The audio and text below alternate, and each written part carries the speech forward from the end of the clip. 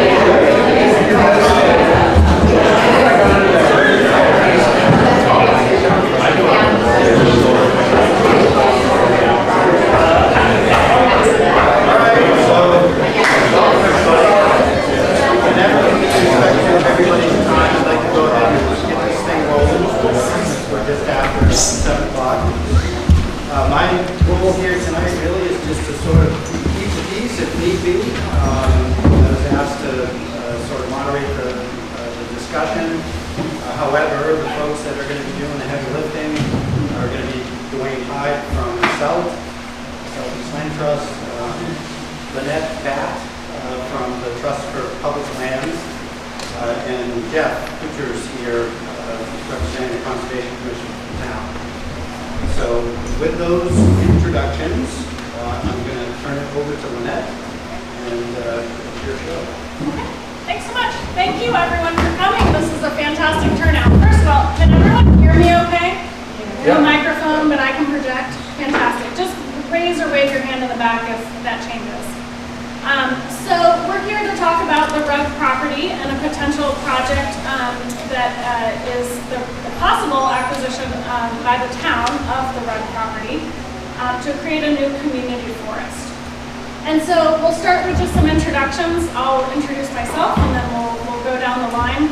I guess before I do that, I just want to make note that this is, as you can tell, an open public meeting.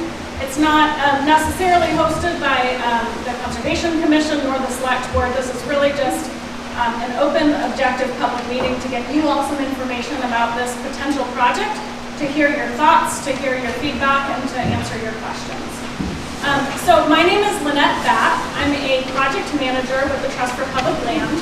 Trust for Public Land is a national not-for-profit organization. We work in all 50 states around the country. This year is our 50th year, 50th anniversary of existence. We've been working in New Hampshire for about 25 years. And we work to protect and conserve land for people and for public benefits. So our project types span the gamut from urban parks and schoolyard type projects all the way up to large landscape scale projects protecting tens of thousands of acres as public lands. So really kind of a wide-ranging type of projects. In New Hampshire, we've conserved about 265,000 acres across the state, across more than 65 projects, working with 40 plus communities around the state. And so I sit in our New England region office, which is Maine, New Hampshire, Vermont, and Massachusetts, and I myself cover New Hampshire and Western Maine. So just very quick background on me. I have worked in land conservation for about 15 years. My background is actually conservation ecology. So don't ask me too complicated political and policy questions. I won't be able to answer them. But I have been managing land conservation projects like this for quite some time, as has Dwayne itself here.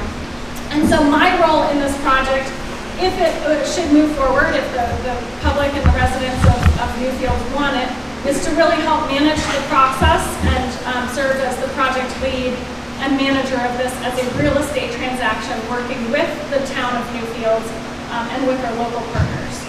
And so with that, I will turn it to Dwayne. All right, so my name is Dwayne Hyde. I'm the Land Conservation Director for Southeast Land Trust of New Hampshire. I also go by SELT. Our office is just up the road in Epping. New headquarters there at Burley Farms. Welcome you to come visit there if you ever want. There's nice trails there and parking area. So we, as the local land trust, actually been talking to the Rugg family, which you're going to be hearing about for quite some time, and the project was getting to a scale and complexity that we just didn't have the staff resources to take on all the aspects. And we partnered with the Trust for Public Land in the past at Skasset Greenway, and they have really great staff and have the capacity to do complicated projects like this one. So Lynette, I contacted, and she thought it looked like a great project, and we're happy to have her take the lead on this. So my role in Southeast Land Trust role is really a supporting role for Trust for Public Land, kind of that local contact, helping with getting the word out, helping out at these public meetings. We'll also be helping doing a lot of the mailings that may go out associated with this project if it moves forward. So kind of that local group connection to the community is going to be our role. Hello, my name is Jeff Preacher. I'm co-chair of the Conservation Commission here in Newfields. My counterpart is in the audience over here, Chris Griffith. If SELT is acting as the community contact, I would say that the Conservation Commission is the town contact. We're the conduit to get information to and from the community that way. Great, thank you. Okay, with that, so just a quick overview of what we have planned for tonight. I also just want to acknowledge it is very hot in this room and it's only going to get hotter. So if anybody's feeling a little woozy, feel free to step out and go get some fresh air. We won't judge you, come back. So overview of the agenda for tonight. So I'm going to talk for hopefully just about 15 minutes. Don't want to talk at you too much here, but I want to give you an overview of the project, what's being proposed, and hit on each of these bullets. So kind of what are the values of this project? Why are we looking at this as a potential public recreation conservation project? What are the alternatives if it's not conserved, if the town opts not to move forward with it? What are the other options? Costs and funding sources. Creation of a community forest, so managing this property as a community forest and what that means. And timeline and next steps. And I want to acknowledge that you're going to be hit with a lot of information tonight, and what I neglected to put on this slide is my contact information. I do have cards in my bag, and I will put them up on the table in front here. So if anybody wants to come grab a card and contact me afterwards, you're more than welcome to do so. I welcome questions from everyone as part of this meeting or separate from in addition to this meeting, because there'll be a lot of information. We're hoping, I'll get into this in the timeline and next steps, but we're hoping this is the first of several public meetings where subsequent meetings will get into a little bit more of a deeper dive into some of the topics. And then Jeff will give some remarks from the perspective perspective of the Conservation Commission, and then we're going to open it up for public comment, and all three of us will answer questions. So, what are we talking about? Why are we here today? What is being proposed? Everyone, raise your hand if you do not have a map in your hand. Okay, just a few people. So if you don't have a map, find somebody that does, lean over their shoulder, we're hopefully past COVID, and see if you can share. But what we are proposing this project is the potential purchase by the town of Newfields of the Rugg property. And as you can see on the map, the purple is the portion of the property that's in Newfields. It's about 101 acres. And the orange is the portion of property that's in Exeter, and that's about 47 acres. The blue is a portion that would be reserved by the landowners around their nursery, and so that's out of the project area. So it's the purple and orange that we're talking about. And the left map shows that site map kind of zoomed in, aerial context. You can see the trails across the property. And the right map that you'll see that's on the flip side of your paper is more of the regional context. And it's showing you how it connects to the existing town forest and other conservation lands. So the proposal is, again, for the town to own and manage this property as a community forest that would be open to the public for public recreation uses. A lot of you are, I'm sure, familiar with this property and already walk out there, and it is open to the public out of the generosity of the landowners, but it is private land. And a lot of times I think folks don't understand that when they're out, because it's going to be hard to tell when you leave public land and town land on one side and enter into the private property on another. A second part of this project that would be a future phase separate from the purchase is a proposed parking area, a new public parking area off of Piscassic Road, Route 87. And that's shown on the northernmost little spit of purple there.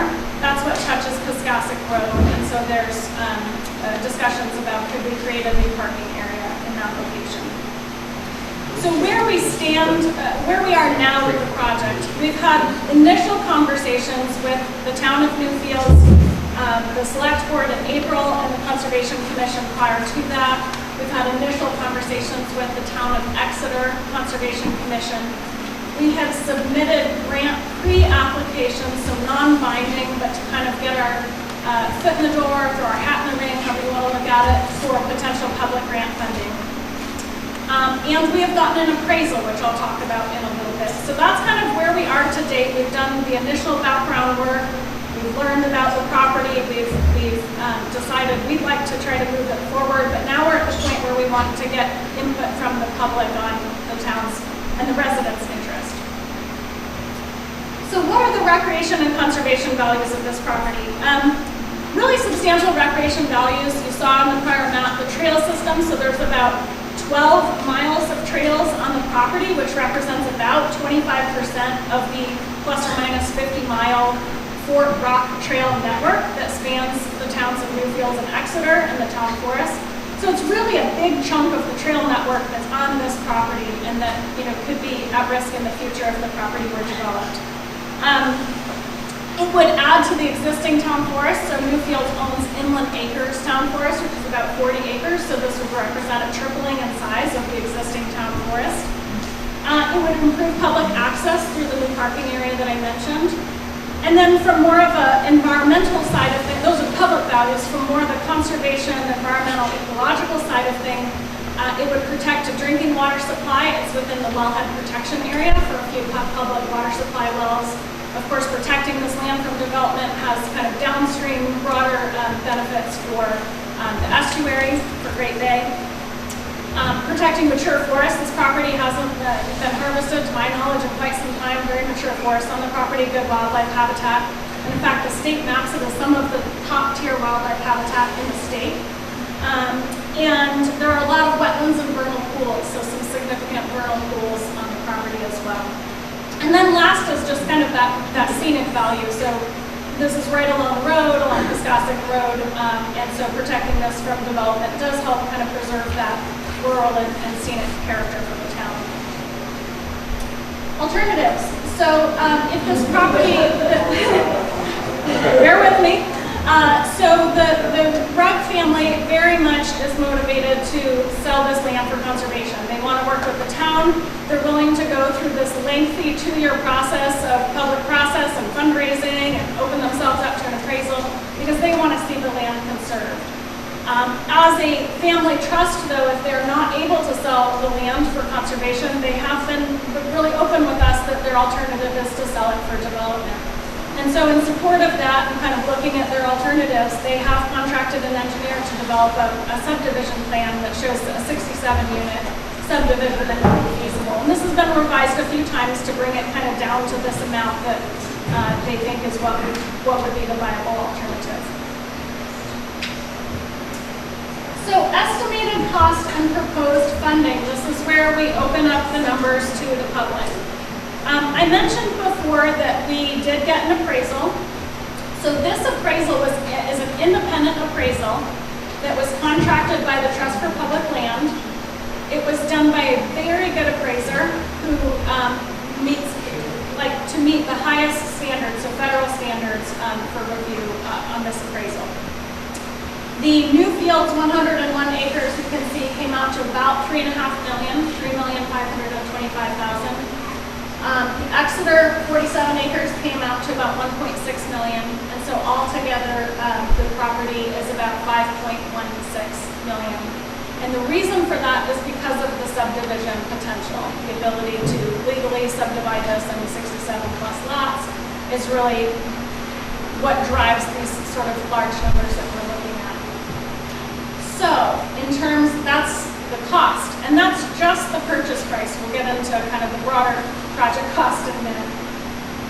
In terms of funding sources, for Newfields alone, again, not focused on Exeter right now, but for Newfields, we've identified 2, possibly 3 public grants, state and federal grants, 1 state, 2 federal, that we think could be a fit for this project. There's all kinds of grants out there for land conservation, but they're very specific as to what they will fund, the size of project, the types of conservation values. So we've identified these 2 to 3. Those together, if we're successful in getting all 3, the maximum amount of grant funding that could be awarded is $1.6 million. So if you subtract the Newfields portion of the $3.5 million from the $1.6 million, and that's if we get all 3. We might actually only get 2 for various reasons. We're looking at a remaining amount of around 1.9 to 2.4 million that would need to come from a local source in order to purchase this property. And we've really rocked our heads and rocked our brains and put our heads together and looked at all potential funding sources, and this is what we think we'll be able to come up with from public sources. So that remaining amount would be proposed to come from a town bond or a loan to the town, a low or no interest loan from the state, which we've applied to. So that's really what, the process will be moving forward and up to the town residents to decide is that funding lift something that's of interest to conserve this property.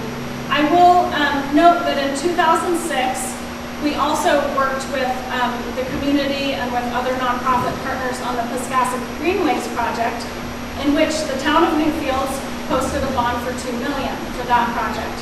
That bond is almost paid off. That will be paid off next year. So there's some chance the timing could work out really well and that the payments for that bond could roll into a bond for this project if that's of interest to the taxpayers.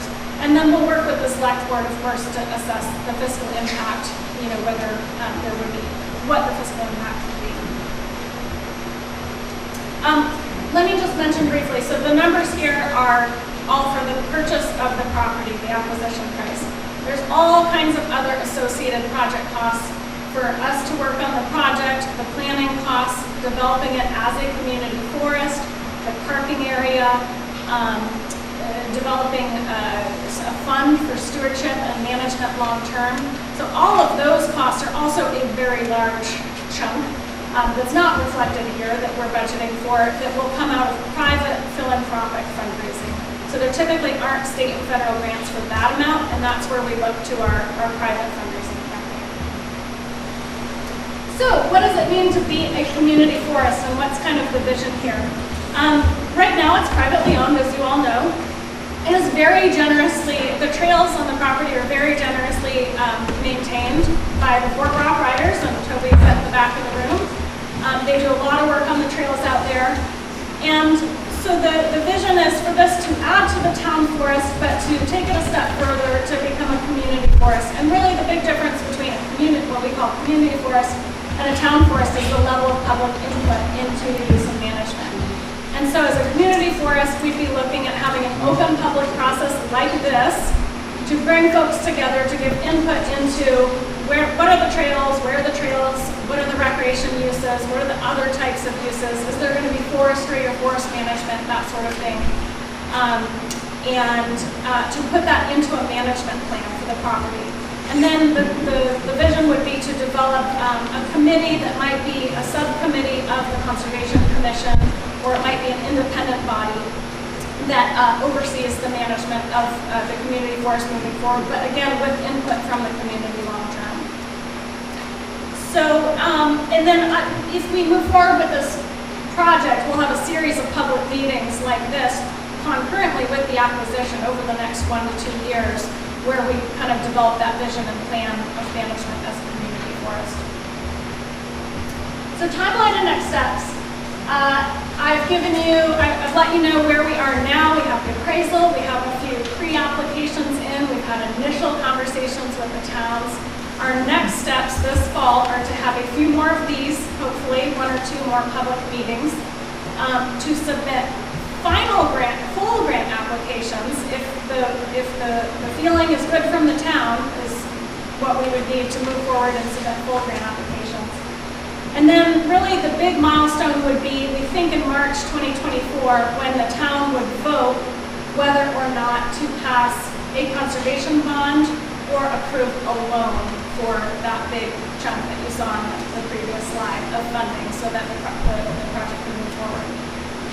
If that's a yes, then throughout 2024 is when we would finish our fundraising, our private philanthropic fundraising campaign, our public grants. We would do what we call due diligence, which is basically all the components needed to do a public real estate transaction. So title review, survey of the property, we would get a new appraisal, there would be environmental review, there's a handful of pieces that go into that. And then the plan would be to close in the first half of 2025 if all goes well. So it's about a 2-year process. Well, for us, 2.5 years, because we've been working on it for a while. For Dwayne, many, many more years than that. But from today, about 2 years to close. So with that, I will, and everyone hold your questions. We'll get to questions after Jeff makes a few comments. And I will be very brief, because the Newfields Conservation Commission is accessible once a month, so I feel like it's a better use of time when we have some actual experts.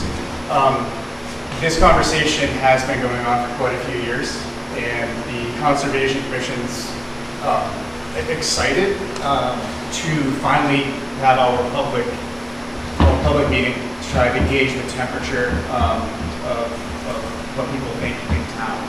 Obviously, the Conservation Commission sees a tremendous amount of value in preserving this resource, and we look forward to answering questions and having this conversation with everyone in town. So that's Great. So with that, I will open it to questions moderated by John. Yeah, so folks that have questions, if you could just raise your hand and I'll try to go through all of you as quickly as I can, but to be fair, to allow for the questions to come from the folks at the table. So who wants to break the ice? Right ahead. I know, right? So if Newfields approves this whole thing and everything's good to go, then Exeter doesn't. It's a great question. So, did everyone hear the question? No. Okay. Right now, we're looking at this as a packaged project. So both Newfields and Exeter together. There's some scenario where it would be our worst case scenario where just the Exeter lands were sold, because those are kind of the outer, just the Newfields land is sold. I'm getting this mixed up then. You're right. Just Exeter. Just Exeter, thank you. Consider. Yeah, because we don't want to strand the Exeter lands, because those don't have roadway access. So the reason I'm getting mixed up, because I haven't thought much about it, because we're really not planning on that. We're worst case scenario would be if we were to just move forward with the Exeter plans if Newfields didn't approve it. But under the scenario if Newfields approved it and Exeter didn't, I guess is more of the question. Yeah, that's It one of the creates an questions. island. It creates an island if that. Yeah, they would, the I don't think the landowners landowner would do sell. not want to sell just Newfields and strand the Exeter version. Yeah.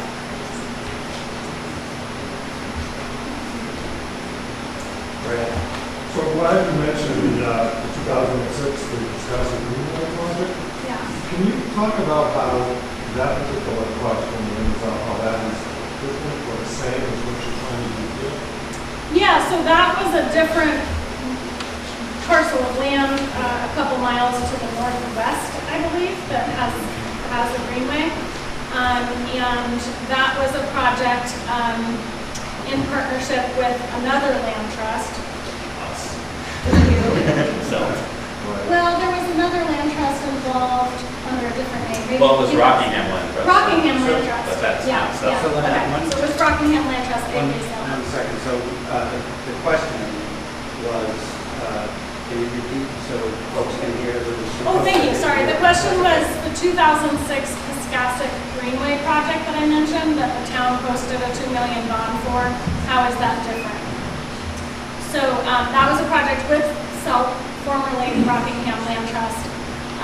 And that, like I said, had a $2 million bond that the town posted to help fundraise for that project. It had some additional, quite a bit of federal funding through a different program that wouldn't unfortunately be applicable to this project. But a similar type of project, yeah. I guess I would say the one thing that's different on that project is on the Piscassic Greenway, the Southeast Land Trust owns and manages the property. There is a local advisory committee that the town has appoints members to, but in this scenario, the town would actually own the property. So it would be not the land trust, it would be the town owning the property. There's no envision of a conservation easement or anything like that, so the land trust does not envision to have any legal interest in this property. It would be owned by the town. There'll be restrictions from these funding sources to make sure the land doesn't get developed in the future, but it would be owned outright by the community and managed by the community. What's the size of that? The Greenway, and we've been growing the Greenway, so right now it's close to 500 acres. When it was acquired back then, I think. So 200 something, yeah, 200. Yeah, so that's a good distinction that I want to reiterate. The proposal here is for the town to own and manage the land, undeveloped conservation land in perpetuity, but not a conservation easement. So SELP will not have a long-term role in the project or the property management, nor will Trust for Public Land. This will really be the town. Mike? Yeah, was the estimated, or was the appraisal based on the commercial viability of the development? To an extent, so there's different techniques that an appraiser can use.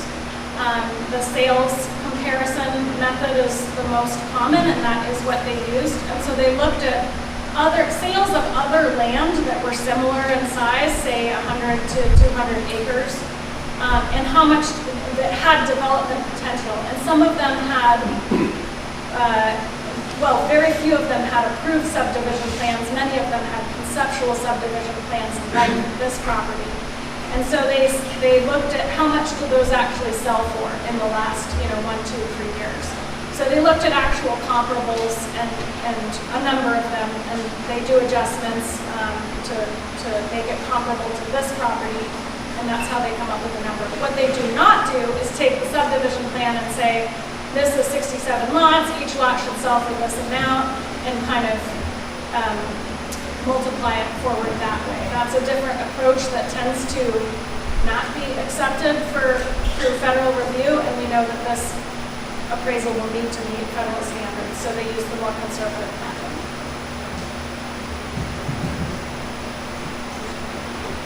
You first, and Jack. What are the factors that come into play around the approval of the three grant And the second question is, where is Exeter around their approval process of potentially acquiring the 47 acres? Good question. So the questions were, what is the process of, what are the factors that go into the grant review and approval, the state and federal grants? And where is Exeter in their review and approval? I'll answer the second question first. Exeter, we've had, this has been on the radar for Exeter for 2 years or so it's been on the radar for a while. There's another, without getting into the weeds of it, there's some boundary and title work that has been messy on the Exeter side that the landowners are working to clear up with the town of Exeter. So concurrently, they're working with the town to get that cleared up, including some area of overlap where Exeter thought they owned a portion of the Runs property, and they do not. So Exeter will want to clean up those items. We've had initial conversations with the Conservation Commission have been very positive, and with the town manager have been positive. So we're still at the beginning stages though, as far as Exeter's review and approval of this as a $1+ million bond. In terms of the factors that go into grant review and approval, it comes down to really kind of three things. One, how good of a fit is your project for what the grant is trying to accomplish with their guidelines. Two, the readiness of the project. So what are the conservation values of the property and how well does that fit what the grant is intending the money to go towards? Two, the readiness of the project, how together and ready are we? And three, just the finances. So how much are we asking for and how much money do the grant programs have to give? These are all competitive grants. I would say they award, very competitive grants. Maybe they only award 20% of recipients, and the less competitive, it might be 75% or so. So we don't know how much the programs have in the funding each year, but it's a competitive review process. Anything to add to that? That's fair. I'm going to add something to the second part of your question. Now that these numbers are public, out of the forefront, we're going to reach out and join forces, if you will, with the Exeter Concom and start really treating this as a group project. And I didn't mention, we also have a fourth grant that we're planning to slate for the town of Exeter.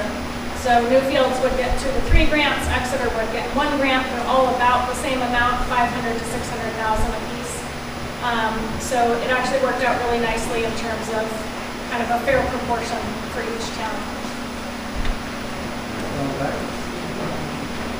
Might be a little early to ask this, but how big the parking lot would be and how many cars it would fit?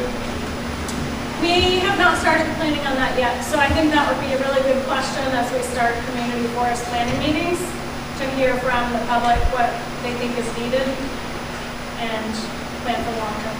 And what the other part will be what the property can physically handle. It's kind of narrow in that part of the property. Yeah. Somebody else have a question? Yeah, So what is going to be required of the town as now owners of the property to keep the property maintained? Yeah, really good question. So the question was about management and maintenance by the town as owners, what would be required? So that would also be part of a community forest planning process to make sure the town has capacity and or the agreements are in place, such as with Fort Rock Riders, for the management of the trail system. The parking lots would be the purview of the town, the same as they currently manage other town-owned land and lots like the landing. But that's a big question and one that we'll really dig into as we go through the process. And it's also part of the fundraising, thank you, to make sure that we have incorporated into the budget a stewardship fund that the town can tap into for some of those costs. So real quick before we take the next question, if anybody's thirsty, Yeah. don't hesitate.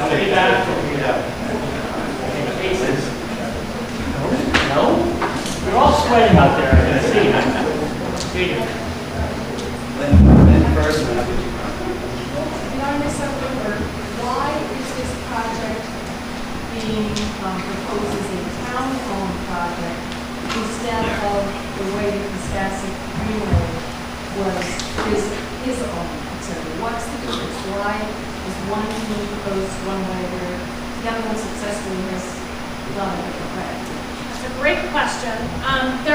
So as far as the conservation easement was ruled out because a few of the grant funding sources that we're looking at won't fund conservation easements. As far as fee ownership by self, I'll let Dwayne speak to that. No, but I will add one grant would not apply to fee ownership by a nonprofit. So certain grants only will support purchase by a municipality. And part of it too is when you look at the town has inland acres town forest, although it's small, but it's there. And then with the abutting ownership by the town of Exeter, largely managed by the town of Exeter, it looks like a good partnership between the two municipalities to manage. And that's one thing in the community forest that we want to explore. We don't know is whether the two towns actually want to work together on managing this larger forest system rather than working separately. So it just seemed like a good opportunity for the municipalities to have ownership and management here. Whereas Skasik Greenway, there was no public ownership there. It was just kind of an island to itself, and it made sense for the Southeast Land Trust to take ownership of that property and manage it. Yes, could someone, maybe from the Fort Rock Riders, say more about how frequently they use the trail now and how much more they would like to use it? To give me an idea of what kind of usage are we looking at now and what are some of those obvious uses about? It's a good question. And I think there's two questions there. One, how much use the trails get as a whole, and how much Fort Rock Riders group and mountain biking use, is that? Yes. Okay. Toby, do you mind jumping in on that? Since you know this better? Yeah. Without a doubt, it's possible. I'm sorry, but just briefly explain what Fort Rock Riders is. Fort Rock Riders is. Exactly. It's just a Facebook page as it exists now. It's about 1,700 members. And we, over the past about 5 years, have become the official, unofficial stewards of the entire network. So we are putting all of our efforts into the labor and cost of materials to maintain all the trails in the fields, all the trails around private land, including road property, and all the trails over next to land. So I would just say as a maybe follow-up statement, if that's okay. One of my concerns would be how much usage Fort Rock Riders would give to those trails, because as a walker, I sometimes feel a little uneasy about the number of mountain bikers who are on trails, and I also know that mountain biking wears away trails in different ways. But I think that maybe that's something, once the town decides that they're going to buy the property, that we would be talking about usage and usage levels. Absolutely. And in fact, prior to, so if the town wants to move forward and the bond is passed, that would be a conversation throughout 2024 that we would have as part of the planning process to see what are the current uses, what's working, what could be tweaked, get input from all across all the sectors. So multi-use trails are great and require management and conversations and signage and all of that. So how the multiple uses of walking, biking, skiing, snowshoeing, all of that would be discussed through that process. Michael? On that point, you indicated that that's going to be arranged after the town passes the bond, not before? Well, that's a good distinction, thanks Michael. We will start the conversation in the fall. Okay. As far as really digging into the community forest planning process, we want to make sure the town's on board to kind of go through that series of public meetings. So I think we would kind of formally start that in spring, in April or May of 2024. if it Okay. passes. I only ask because I think it is important for everybody to understand, we don't need all the Ts crossed and the Is dotted, but understand how the town thinks this would be managed before you're asking them to sign up for a $2 million bond. Yeah, thank you. So the additional public meetings this fall, we'll do a deep dive, one of those will be a deeper dive into current uses and future management. So we will sort of start that process, absolutely. But as far as digging into monthly meetings specific to community forest planning, we'll do that after it's passed. Yeah, we'll do whatever we need to do this fall to make sure, questions are answered regarding use and management. Yes. I'm sure you don't have this information now, but when do they know what the tax impact of this will be? Will it the loss of revenue from the sale of the purchase going to, you're not going to be, that property is going to be private, public property now, so you're going to have that tax revenue as well as the tax impact from how we're going to fund this. Great question. I'll let Michael jump in. Yeah, so in terms of a process, in terms of evaluating the bond impact and obviously the tax impact, that'll all occur over the fall as we plan our budget and we look at how much the bond might be, what the interest rates, what the term would be. Obviously, if it's a 10-year bond, we're talking about payments on the order of $200,000+. If it's a 20-year bond, which I expect for something of this size, it would probably be on the order of $100,000, a little over $100,000 a year by just back of the envelope math. So we'll have better details about that as we go through the budget process this fall. Yeah, I appreciate the focus of the meeting tonight is on what the process would look like for conserving this land. I'm curious, and I also understand if this isn't the area of expertise of the folks at the table, but is there an approval process for the development of this land, such as the impact on the community, the school system, et cetera? Like, what are the ramifications of going that other route? Because I think that's something that would be relevant to any final analysis. It's a great question. I have the same question. I don't think we've had enough time with these numbers to do the math on that yet, but it's certainly a point worth looking at. Is it something the town will ultimately have to approve? The bond or No, The development. Yeah, the development can't take place without the town. Yeah, that's a whole public process. They would have to apply to the planning board with a formal application for the subdivision in order to bring that to its end. And just so how, looking at the comparable sales, for example, that the appraiser used, and looking at comparing to this property, oftentimes a landowner who's not a developer will do these conceptual plans and have preliminary discussions with the town and revise their development plan to make it as feasible as possible, and then they'll put it on the market with this conceptual plan. The developer will go through the final approvals process, which can be lengthy and expensive. So we don't, anticipate the landowner actually going through that process with the town, but certainly more conversations to figure out what is the analysis there and evaluation of alternatives, getting to your question as well, kind of it goes together what the feasibility of development approval process is and the fiscal impact of both directions. Yep, go ahead. On the other hand, what is the financial benefit to the town of owning this parcel? It's more than just the value of the land, it's an additional asset that the town now has on the balance sheet. John, Yeah. will you repeat the question? Yep, Lynette will repeat. Yep. The question was, what is the financial benefit or impact to the town of owning the parcel? So having this parcel of land, on the town's balance sheet, and what is the financial impact to the town? So I think it's, kind of two sides of the same coin. On the one hand, there will be costs incurred with purchasing the property and managing and maintaining it. On the other hand, there's the community benefit of having more open space and access to public lands and sort of quality of life benefit that's harder to quantify.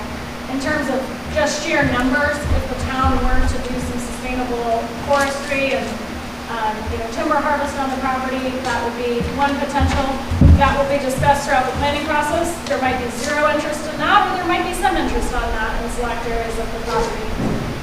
But as far as other, benefits that are seen through the property are more that, public access, recreation, quality of life type of benefit. And then I think there's also, getting to the financial analysis of the alternatives, what would be the cost to the town of extending services if that's what it came to see the development happen. Would there be water sewer connections, or would those be independent, wells and septic, or so what does the cost to the town look like from that?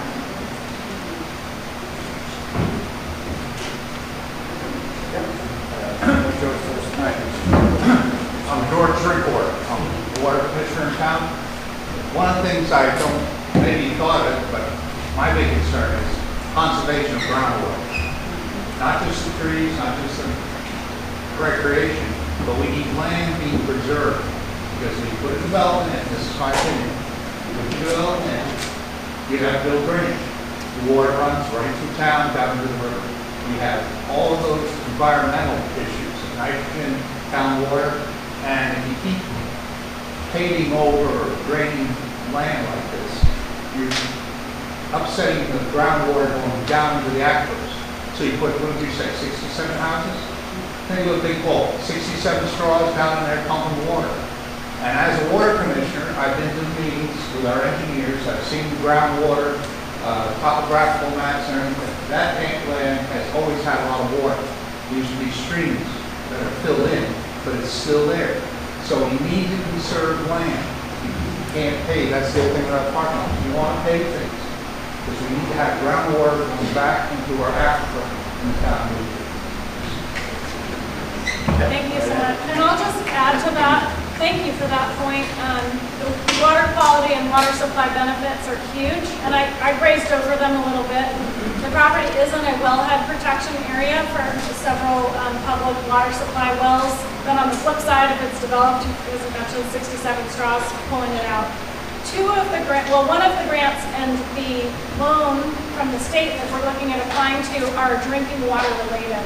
So on the Exeter side, the Drinking Water and Groundwater Trust Fund with the state is one of the grant funding sources.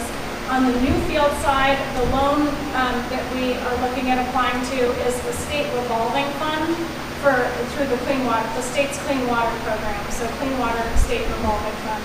So because of that drinking water and groundwater benefit that you so eloquently stated, is the reason we're looking at those two funding sources. How many property owners are there, and what would you say the typical impact would be on land for that? That's a great question. I'm not sure of the number of abutters. Oh, sorry. The question was how many property abutters are there, private property abutters, and what's the impact? So let me actually pop back to it doesn't have private property owners, but you can see that on the south and east, it's bordered by existing conservation land, town land. Yeah, so on that northern side and the western side is where it would be private property owners. So I'm not sure of the number of parcels, but looking at kind of the trail system, that would be, the main thing to look at, how close do the trails come to the boundaries. And making sure the boundaries are flagged, that's part of our, budgeting is good signage and good boundary marking, so that private property owners, ideally aren't impacted. But the management of it and, some of the folks that are out there every day managing and maintaining trails, that kind of goes into making sure the public uses stay on the public property. But that'll be part of the planning conversation. Guys, I'm just going to ask, I'm assuming the only access to that would be developed through that funding area, is that true? So even though there's 67 homes, that would fall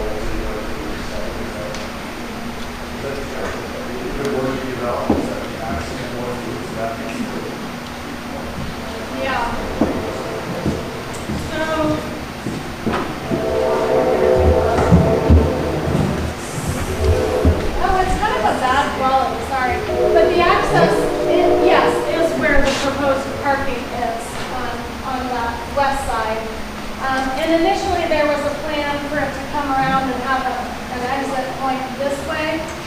They revised it so that the road comes around, does a loop, hooks back into itself at whatever the permanent required distance is, and has the same ingress fee does. Does that answer your question? Yeah, I was just trying to understand that. That was almost traffic flow, Yeah, I mean, all that would need to be studied for sure. And I imagine that would be a big impact on the houses. Yeah. I was several iterations, but this is like public now. This is the landowner's plan. If they were to kind of formally submit it to the town, I think at that point it would be made public, but because, you know, they realize that this is part of grant applications as like what is the risk and alternatives.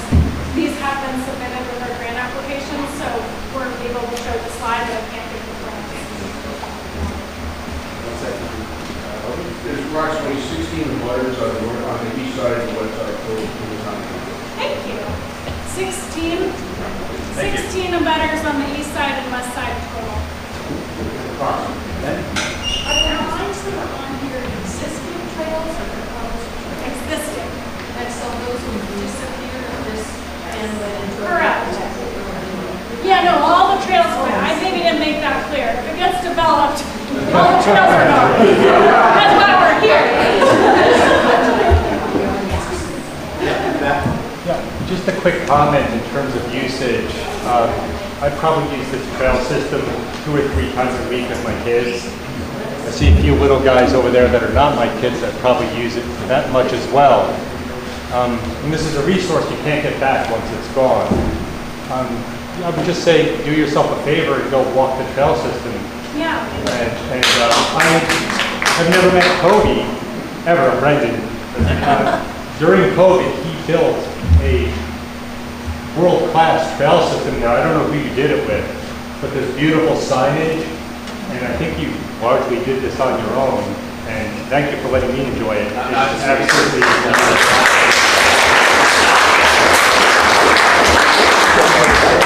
I should have mentioned that all the photos on my presentation are from the property. So those beautiful boardwalks, courtesy of Toby and Friends. This isn't like the national nonprofit stock photos that we from iPhoto.com. These were taken on the property.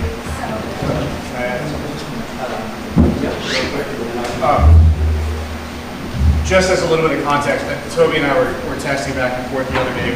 We couldn't quite put a number on it, but I think conservatively, the greater Fort Rock is probably top 5 in terms of miles, in terms of New Hampshire trail networks. So, I'm sorry? Miles and quality. And quality. So we're talking about a really extensive network and a really important piece of property here. And just another, and I can touch upon this later, but we're going to offer, we'll go out and walk with anybody who wants to see and explore the boundaries. We'll set up a formal way of doing that. Yeah, thank you. We do want to do a public site walk, so stay tuned for that. Of course, yeah. Speaking to some of the conservation benefits of the property and echoing the thoughts of the water conservation aspect, I think one of the really amazing pieces of this whole puzzle is that it's a piece of the puzzle. It connects a vast swath of already conserved and protected land, which is something that we don't always get the opportunity to look at, especially in Seacoast and New Hampshire, with the amount of development that we already see. So I think the town has a really amazing opportunity to explore this and potentially build on a really amazing wildlife corridor, recreation corridor that spans two really awesome and historic communities. So, Yeah, thank you for that comment. I wish I actually had the yet still further zoomed out regional map. We've got the zoomed in map, we've got the sort of sub-regional, and we have a third map, which is Economic Principle, that shows kind of the Great Bay estuary perspective. And to this gentleman's comment, absolutely of connected conserved lands. And this really fits in as a nice puzzle piece to these of creating a wildlife corridor. So this chunk here is like 600 plus acres. And then if you see the zoomed out and some of the connections there, it's thousands of acres that would be connected. We kind of geek out on that when we write the grant applications, but it's a real benefit, yeah. And this isn't even showing Oakland's town forest and Exeter, which is south of 101. If you haven't been out there, there's a tunnel that you can walk through to get on the other side. So you don't, 101 is not impenetrable there. You can walk under it. Yeah, thanks. And on your map, you see Henderson Swayze to the south. Oh, sorry. Yeah, south of 101. It got cut off on this. Yeah, I understand we're part of South New Hampshire, which is trying to keep our water in our soils here. And so I think this would be a perfect match. Great. Thank you.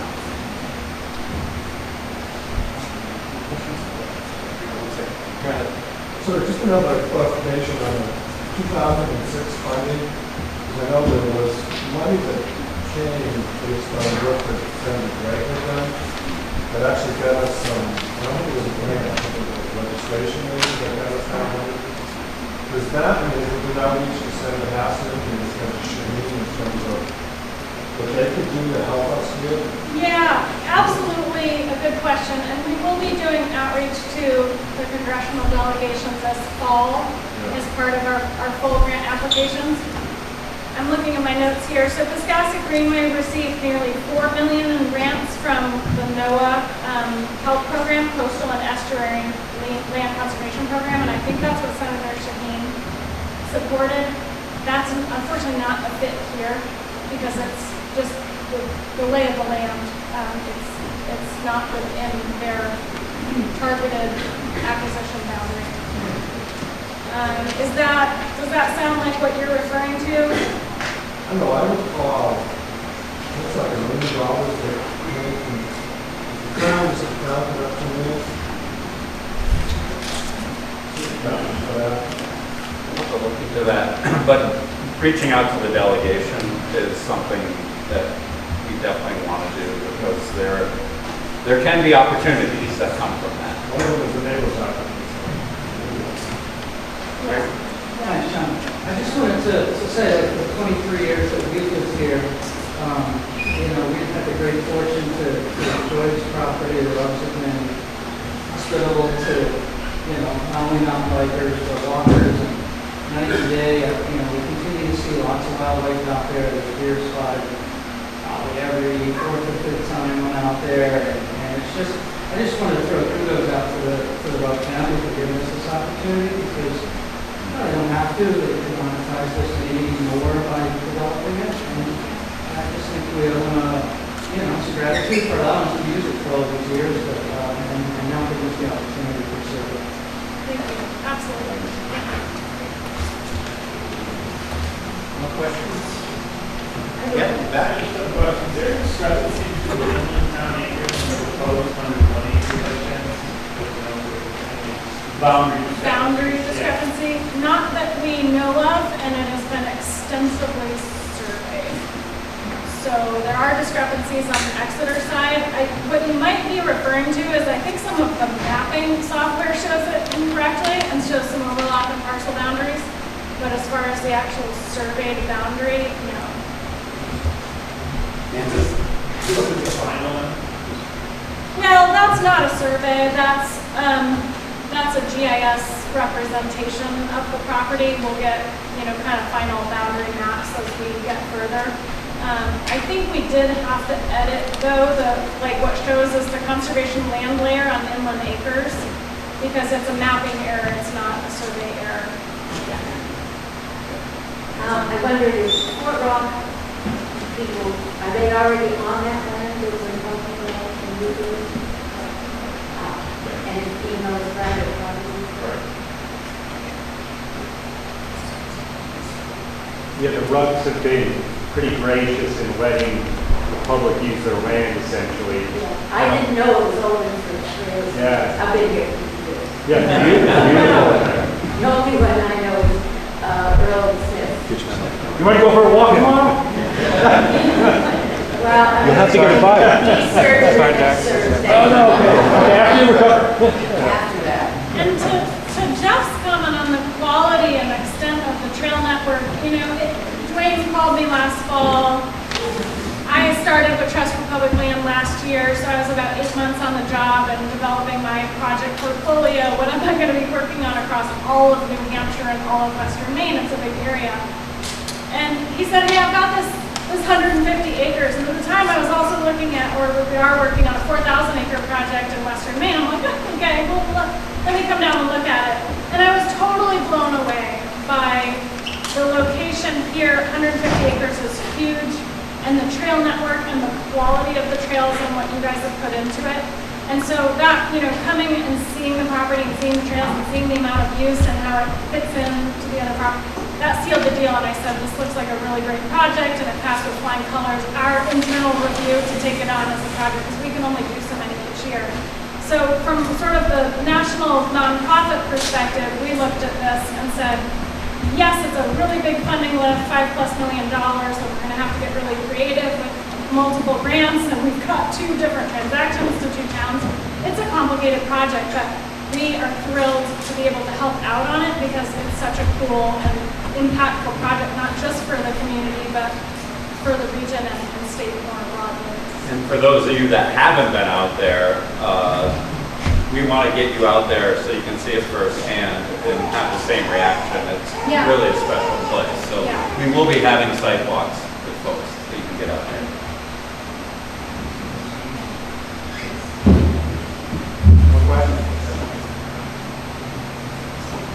I think in the future meetings, we should have some idea of what it is. So on that point, we're planning right now to have at least one, probably 2 more meetings in the fall. One will get into more detail on the fiscal aspects of this, details as we go along with that. The second thing, I think as was mentioned, we'll probably have another meeting to talk about management, what you all think about how the town should manage this property. Now, as Lynette mentioned, there are going to be some restrictions in terms of the use of the property based upon the grants, but I tend to think that everything that, if the town wants to go forward with this, would probably fit within those restrictions pretty neatly. I don't imagine that we're looking to do anything substantially different than what we're doing now, and correct me if I'm wrong, but what we're doing now would fall within the grants. Very much so. So we'll have probably 2 meetings over the fall when it's a little cooler to have those discussions. So hopefully you'll turn out for those as well. I have another question. What about, forestry getting involved in this also in terms of I didn't hear you. He asked about whether or not the university had some ability to get involved University and potential forestry studies. Yeah. That's definitely something that can be explored, as a community forest. If there's interest, we can definitely look into that as part of the planning. I was just going to say, we have a number of members of the Conservation Commission here tonight. If you guys just raise your hands, these are the contact people in town. Feel free to reach out. If we don't know the answer, we have direct lines of communication to those who do.